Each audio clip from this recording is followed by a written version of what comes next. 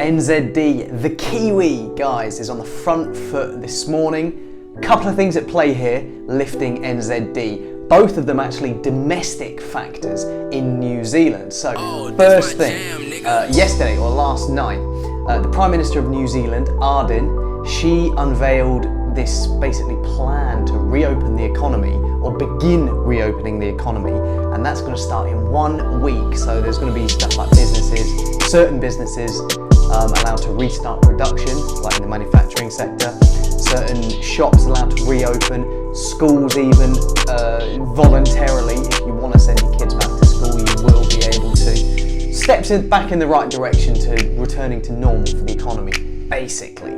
And this has given NZD a lift. Why is it giving NZD a lift? Well, most of the rest of the world is still under tight lockdowns.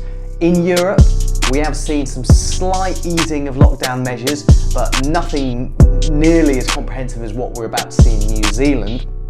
And so why is New Zealand able to do this and other places aren't? Well, initially, New Zealand seemed to get this pandemic or this epidemic under control before it really got out there in New Zealand like it did in other countries. I think New Zealand still has only about 1,100 total confirmed cases in the country, and yesterday they only reported 9 new cases and no new deaths. So pretty much in New Zealand they have got this epidemic under control. That can't be said, unfortunately, for most of the rest of the world, like in Europe, UK, US, Canada.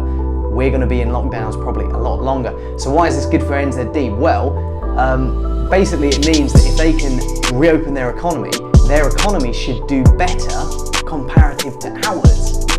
So that's going to strengthen NZD. A couple of other things as well. Well, one other major thing supporting NZD last night. We also had inflation data, which was a little bit better than expected. Well, quite a lot better than expected actually for Q1. I think in Q1 it was 0.8%, expectations were 0.4%. And what do we always say about inflation? When inflation is higher than expected, central banks will be more likely to have to pursue a tighter monetary policy, so potentially higher interest rates. And what do we know about higher interest rates? Better for a currency, because investors want to put their money in a currency that is getting a better rate of return. So those two things, economy reopening and inflation supporting NZD. And guys, I just wanted to touch upon one more thing.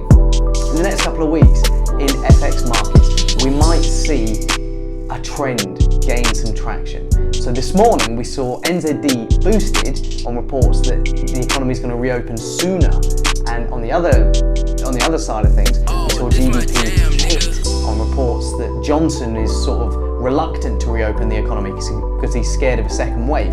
So what we might see in the coming weeks is a bit of divergence based on who is reopening their economies sooner and who is reopening them later than expected.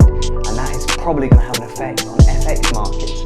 It's going to be a theme to watch. We're going to be all over it here at Freak Network. Of course, I'm going to be making videos every single day, but we're going to be covering it all in real time for our subscribers. So do check out our memberships. That is pretty much it from me for now, and I'll see you in the next one.